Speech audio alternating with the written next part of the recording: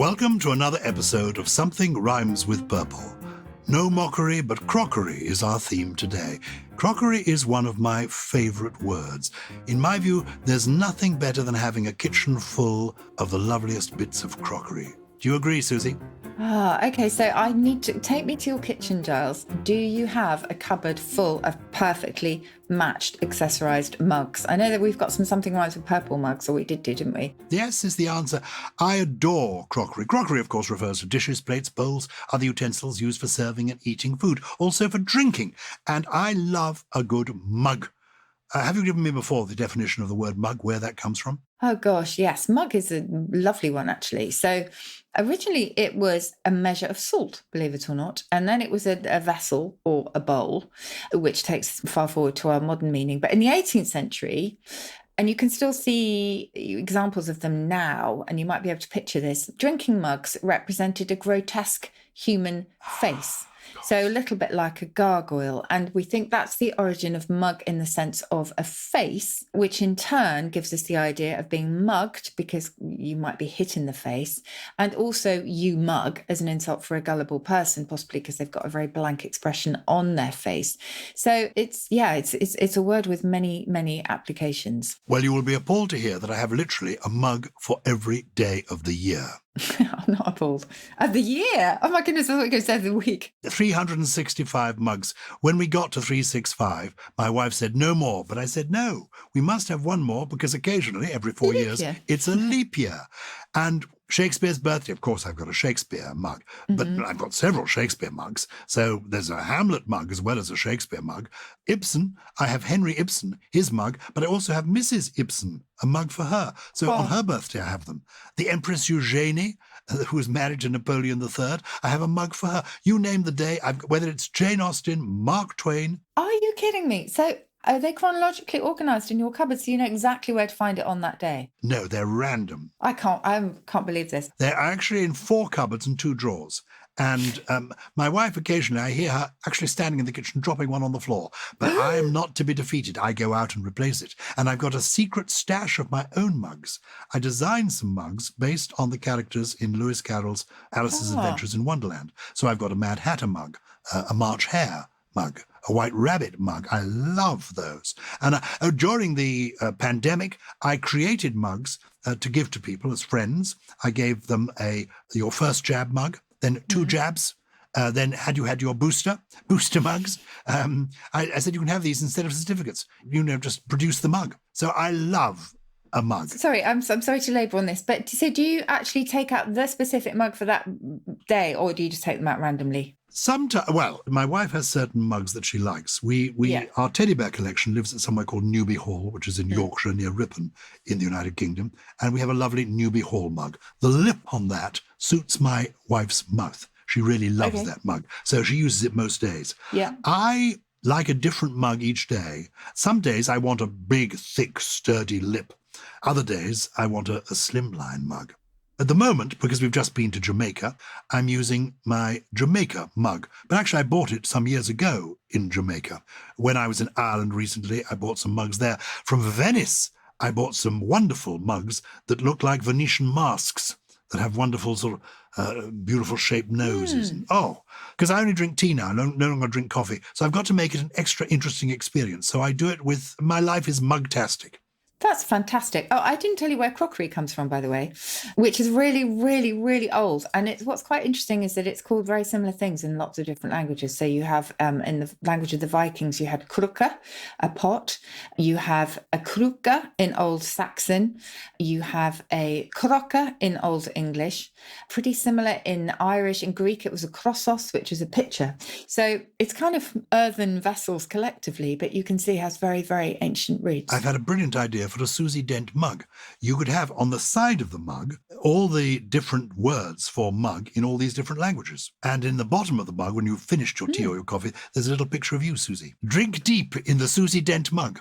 Oh, no, definitely not. We did have for a while, didn't we, some merchandise Some purple mugs. Yeah, we had purple mugs with some of our favourite words on them. I don't know what happened there.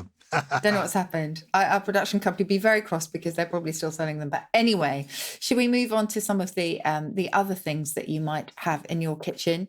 I want to know why a dish is both a beautiful person and something you eat off. Ah, I haven't heard dish used in that sense for ages. You wouldn't call anyone dishy, would you?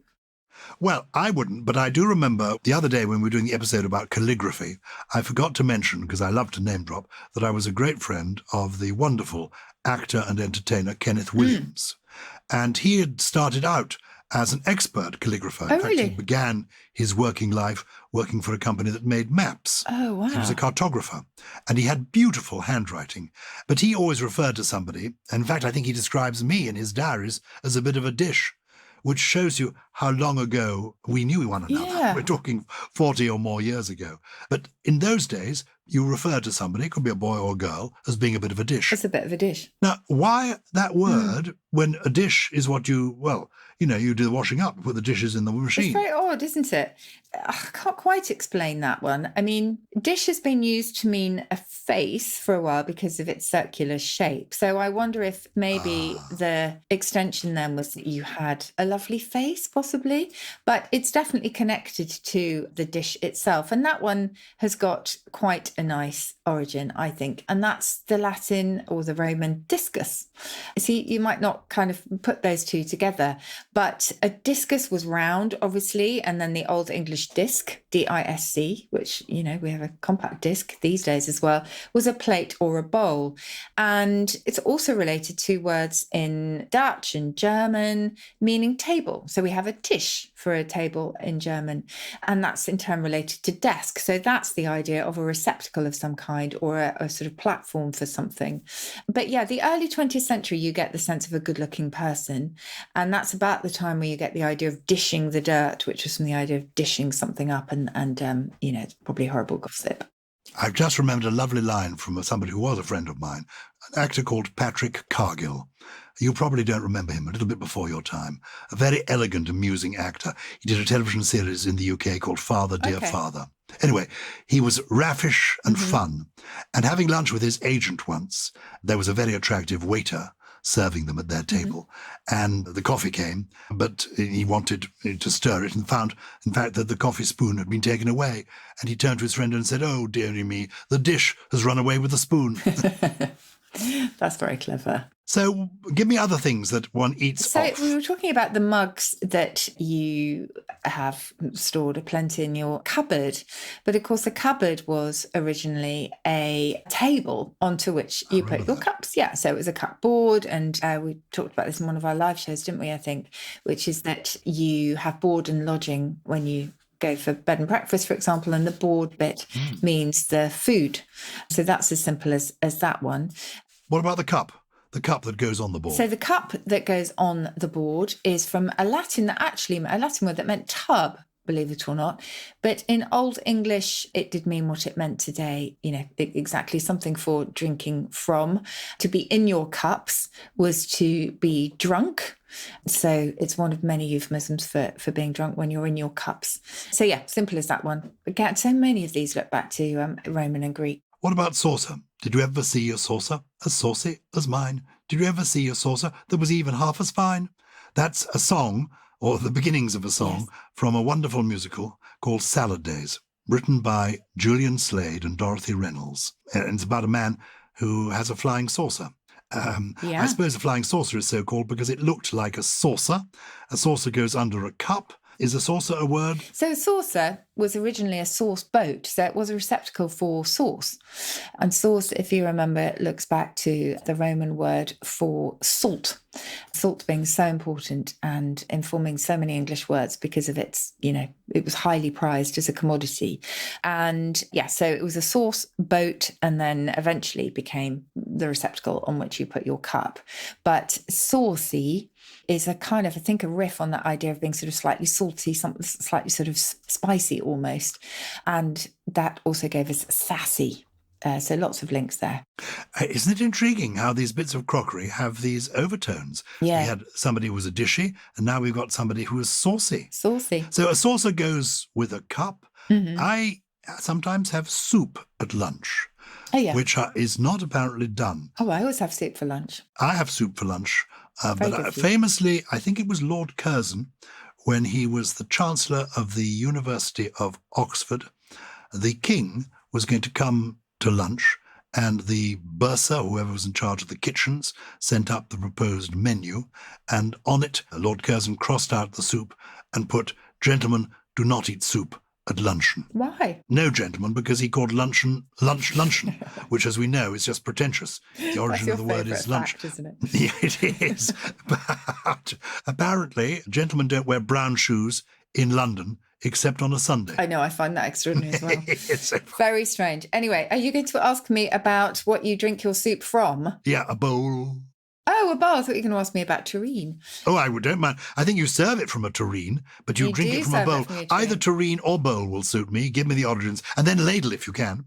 Oh, okay. So a bowl is simply from the roundness of the shape. So it actually goes back to a very ancient root meaning to swell or to blow. But there's also in there a hint of the Latin bulla, meaning a bubble.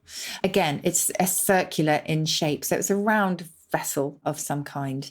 And that bulla, that bubble in Latin, also gave us ebullient when you're a sort of bubbly personality. So that's that. Then we have the tureen, I will tell you about, is from a French word terrine, and we still have tureens if you have a pate. But tureen is an earthen vessel, and earth is the key thing there because the Latin terra means earth, which also gave us words like Mediterranean, which was the middle of the earth, because ancient geographers thought that the Mediterranean was the sea in the middle of the earth. Ladle. Ladle, that's from an Old English word meaning to draw up water specifically, but obviously it's now a long-handled spoon for drawing up other liquids, including soup. Do you eat soup or drink it? I drink it, unless it's very like stew-like. Well, I don't know. I think you drink it if you're having it from a mug, but maybe you eat it if you're having it with a spoon from a bowl. Okay. That's my view. And are you a quiet soup consumer? I hope so. I think it's essential. I can't bear people who... That's slurping. Awful. It's that whole ASMR thing that people really like at the moment on things like TikTok. We talked about ASMR. No, what is ASMR? Okay, ASMR, it's a big thing on platforms like TikTok, and it is the sounds that people love. So it's a feeling of well-being that is stimulated by sound. But that sound really seriously can be somebody eating a packet of crisps, which to some ears is just... horrific. Yes, I mean, we can talk about misophonic, can't we? Misophonia is a sort of fear of certain sounds. That for me is awful, but for others, they absolutely love it. And it includes, I'm afraid, also that... horrible. I can't bear these things. I know, sorry about that. But we live in a curious world. There are people who like very odd things. As I think you know, I've been reading the diaries of this man called Henry Chips Channon. Chips was his nickname. Oh, yes. And he seems to be big on flagellation. He keeps telling us in the diaries, I got so-and-so to beat me up last night or to whip me. And he writes this in his diaries? Yeah, he writes it. Well, exactly. Which, when he was writing it, he knew it would one day be published. How bizarre.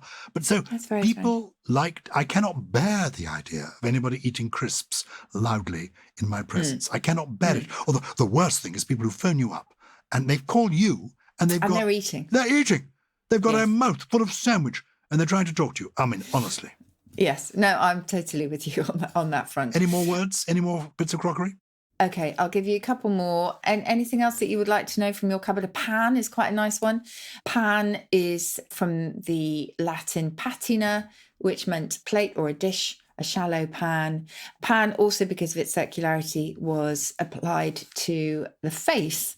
So when you're deadpan, you have a very immovable, unanimated face. And when you are acting, or if you're in panto, you put on pancake, which is powder for your pan, for your face. One last one before we take the break. Jug. I've got some lovely jugs. What's the origin of that word, do you know? Jug is a nice one, actually, just because it's just quite simple.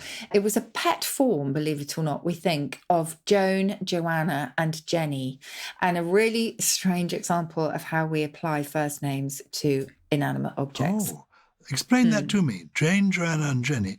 Yeah. I mean, I don't quite understand the link. Well, Juggins, I think Juggins was, once upon a time, that was a name for, was it a servant? I'm going to look this up in the OED. Because a jug is the jug I'm referring to is a vessel from which you pour. Absolutely. I mean, maybe it was applied to a female servant who would pour things, and hence I'm not completely sure. I've just looked up Juggins, and yeah, it actually means a simpleton in the OED, one who was easily duped. So what is the link between a Juggins and the word jug for this vessel? I think as a name, maybe Muggins comes from it, but apparently it is, it just says as a surname, a generic surname, but because it was quite a common surname, it was applied to menial people, menial staff. So I think that probably is the connection there, is that so-called menial workers would be using a jug for their household. It's all a bit grim, isn't it? I'm not totally convinced by this, Susie Dent. No, I don't think we completely know. If somebody knows better, and it's hard to believe that anyone could know better than Susie Dent, but if you do, please get in touch with us. I want to know the origin of the word jug, J-U-G. The thing you pour from is called a jug. Was it because there were servants? One called Juggins, or people called Joe or Jenny or Jack? I don't know. Yes, specifically Joan and Jenny. I think it's it comes from there. Well, I just must tell you one of my favourite etymologies, which is a really bizarre one, and you would not think it would fit into this theme particularly, and that's lasagna. Oh. And lasagna began as a bit of a joke possibly in Roman times, because it actually looks back to lasinum, an old Latin word for a chamber pot. So it was a pot, but then specifically a chamber pot. And at some point, obviously, someone was not impressed by a Roman chef's food, and so decided to compare the contents of the dish that they were being served with the contents of a chamber pot. And it is from there that it came to mean a cooking pot, and then applied to what was cooked in it. So it's had quite a journey. Considerable journey. That is, you've rather put me off my lunchtime lasagna, but never mind thinking it began in a chamber pot. Dear, Yes. I think I'll stick to soup today. Definitely stick to soup. And porcelain is a nice one as well.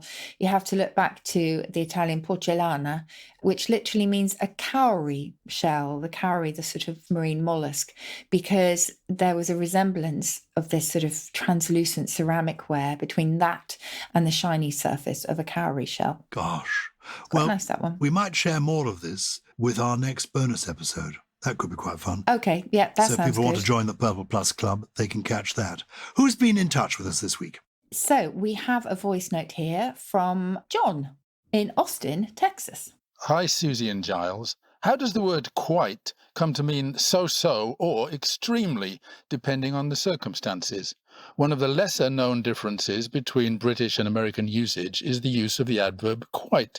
I remember my American boss, when I first moved to the USA, saying my idea was quite good. I thought he was damning with faint praise, but he was being complimentary. Love the show. John in Austin, Texas. Well, I quite like that question. What did I mean by that? In fact, I like it very much. What is the answer? Quite and quite, different sides of the Atlantic. Well, I'm not sure I have an answer as such, except that language moves on. And essentially, American English has kept the earliest meaning of quite, which was completely, fully, entirely, to the utmost degree. And it was quite an intensifying adverb in that sense. In the 14th century, that's when it began to emerge. And we think that it actually goes back to a rare adjective, quit, which means free or clear or released from any obligation, so that you can dedicate yourself entirely to something. So that sense of an entirety came from that. And quit actually was probably pronounced as quite with a long I in those days. So for centuries, it was used in that way, but also other ways began to creep in. So it meant really, truly, positively, etc. And then the sense that John is confused by, understandably, came in around the beginning of the 19th century. And that's when people started to use quite as a sort of moderating adverb, meaning somewhat or moderately, relatively. So it means that quite went from this really sort of intensifying adverb to a moderating one. And the two senses are still alive, and that's where the ambiguity survives. But it's pretty much preserved predominantly, I would say, between American and British English. But yeah, it can mean either. And I know it's confusing. Please don't ask me why it changed. It was just, we'd have to ask those living in the 19th century why they began to use it that way. But yeah, just a really good example of how English shifts. It's good to hear from you, John. And it's wonderful to know there are people in Austin, Texas listening to us. Yeah. Ian has been in touch. He says, which is very nice, thank you for an excellent show, Gyles and Susie. I finally caught up with the back catalogue. Yes, there are hundreds, literally, more than 200 episodes that you can catch up on. Please, though, he says, could you tell me where words such as bluff, dupe, con, and swindle all come from? What sort of person is this, Ian, I wonder? He wants to know about bluff, dupe, con, and swindle. Is he hoping to become a confidence trickster? What do you think is the origin of these words? Are they all connected in some way, Susie? Not etymologically, no. Semantically, obviously, yes, they are in terms of their meaning. But okay, I'll be really quick. So to bluff goes back to the Dutch bluffen, to brag or to boast. And in the mid-19th century, poker players in the US began to use it. So when players bluffed, they were trying to mislead others in a sort of fairly swaggering way as to how good their hand of cards really was. And the game of poker actually for a while was called bluff. So when we're bluffing these days, we are not so much bragging or boasting, but blindfolding or hoodwinking other people. Dupe is a lovely one. It actually goes back to the French dupe, which means a hoopoe, the hoopoe bird. Now, birds have been variously associated with human characteristics, as we know. So cuckoo, from its habit of laying its eggs in another bird's nest, gave us the cuckold. And there are many, many examples. But hoopoe, booby is another one, the booby bird, which apparently was very easily caught by sailors. And so it came to mean somebody who was a bit of a fool, which is why we have the booby prize. Anyway, French dupe means a hoopoe, the hoopoe bird, which apparently looks stupid, poor bird. And that gave the idea of someone who was easily gulled. There's another one. And swindle, that is from the German Schwindler. And that was essentially an extravagant maker of schemes. And ultimately, I think if you go all the way back, it is from schwindeln, which you still use, meaning to be made dizzy, to be giddy. And you are often made giddy by people telling lies to you. Does that make sense? Susie, you know so much. And I think I almost know the answer to this next question. It comes from Lauren in Cheltenham. And she says, I was looking at the British flag and noted that we often call it the Union Jack, related to the crosses of each nation being brought together. Then I remembered similar uses of the word in jumping jacks and cross jacks, as well as the jack used in that old-fashioned game with a ball. Where does the word jack in the context of crosses originally come from? From a long-time fan and word enthusiast, Lauren in Cheltenham. Well, you often tell us that jack is used in all sorts of contexts. Yes. But explain this crossing element of jack. Yeah, it's interesting. I'm not sure that there is a link with crosses, actually. So I do get that, though, because we were talking the other day, weren't we, Gyles, about the jacks that you play with as a game. And the shape of that would also suggest crosses. But I've mentioned very often that actually a jack was a labourer, as the use of the generic term for someone who worked, again, on sort of in manual tasks, so a lumberjack, a steeplejack and that kind of thing, an unskilled worker as opposed to a master of a trade.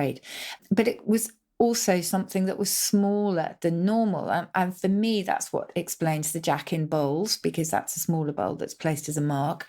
And the jack is a Union Jack, because strictly speaking, a Union Jack is a small version of the national flag that was flown on board a ship. So I am, while you talk, Gyles, because you had your own theory as this, I'm just going to look up to see if there's anything to do with crosses in the OED. I was merely going to point out that I think, and you've answered it just then, that the Union Jack is, when you see a flag fluttering above the building and say it's the Union Jack, that probably is incorrect. It's the Union flag that is up there. It's the Union flag. The absolutely. Jack is the smaller version that appears on a ship. Is that correct? That's absolutely right. I can't find anything to do with crosses. I wonder if there is a Jack in heraldry, that there might be something there which suggests some kind of, cross. But I think the idea really is that it's a placeholder for so many different things, being a generic name. And poor Jack has had a bit of a sort of anonymous ride in English, really, like Tom, Dick and Harry. And we've talked frequently about the uses of names like that. But it's a great question. But every Jack shall have his Jill. Often it ends happily. Hopefully.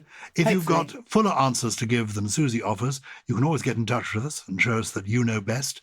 You just contact us. It's simply purple@somethingelse.com, and something is spelt without a G. As always, we end the podcast with 3 fantastic but real words from Susie Dent's amazing personal lexicon. What are you offering us this week? Okay, so I am going to offer you a fairly straightforward term that I think is called rather beautifully sleep. You know, when you wake up and you have little sort of moisture in the corner of your eyes, or a bit of gunk if you want to be really horrible about it. And there is actually a very specific word for that, which is gowned. That is the stuff that collects in the corner of your eye as you sleep. gowned. I like that. Yeah, so it's useful to know. I'm not sure if we've had this one before, always worth revisiting though. If you really condemn something and feel so strongly about it that you almost despise it, you vilipend it. I think vilipend has a real sort of oomph to it. So that's VILIPEND, to vilipend. And for my third, I am going to return to something I have definitely touched on before, I think in all the episodes where we've talked about drinking, but I just love the fact that this word exists. Do you remember, Gyles, what a shot clog is? No. Okay, I'm very glad, because hopefully that means the purple people have forgotten it too.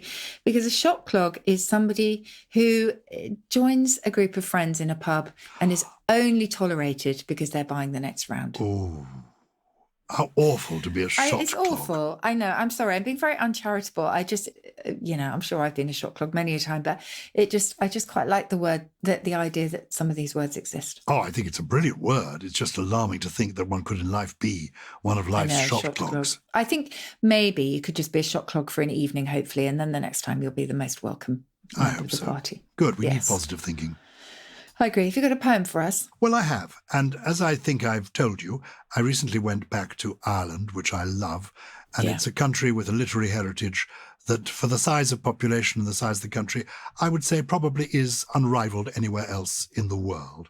And I remember last time the poem I read you was by Richard Brinsley Sheridan, very witty man, so witty that when he was at the theatre in London, I'm trying to remember what it was. Did he own the Theatre Royal Drury Lane? A theatre like that, and it burnt down. He had the lease on it, and it burnt down. And he was found in the street outside, sitting opposite the burning fire. They were still on fire. And he was there with a glass of brandy at a table, watching his whole theatre, his whole life really, go up in flames. And he was asked, "What are you doing there?" And he said, "May not a man enjoy a glass of wine at his own fireside?" Which was nice. Brilliant. And I'm thinking of fire, which took me to my next Irish poet I'm going to share with you. I'm on a sort of Irish kick at the moment. Thomas Moore. Have you heard of him? 1779, 1852, Dublin-born poet, singer, songwriter, famous for writing... Not Sir Thomas More. No, a different... No, not that There are one. lots of Thomas Moores. This is a Dublin-born poet. He wrote the lyrics to The Minstrel Boy, Last Rose of Summer.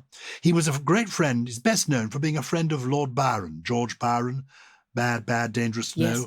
Byron, who died, I think, exactly 200 years ago next April. Anyway, famously, Thomas Moore burnt Byron's memoirs in order to protect his posthumous reputation. Yeah. Anyway, he wrote this witty and yet wise poem. Didn't he? May I just interrupt? Did he not burn them in the offices of John Murray? I think. Well, I think probably he did. I think he did. Yeah. In that street, Albemarle Street, off Piccadilly. Yeah. Which you can still go to if you know people there. They still have the offices. I think they don't work from there any longer. But there's a bust of Lady Caroline Lamb in there. Anyway, yes, that's where it all happened. Yeah. More about Byron maybe next year as we get towards this bicentenary of his passing. Anyway, this is a poem by Thomas Moore. It's short. I think it's quite clever. It's called An Argument.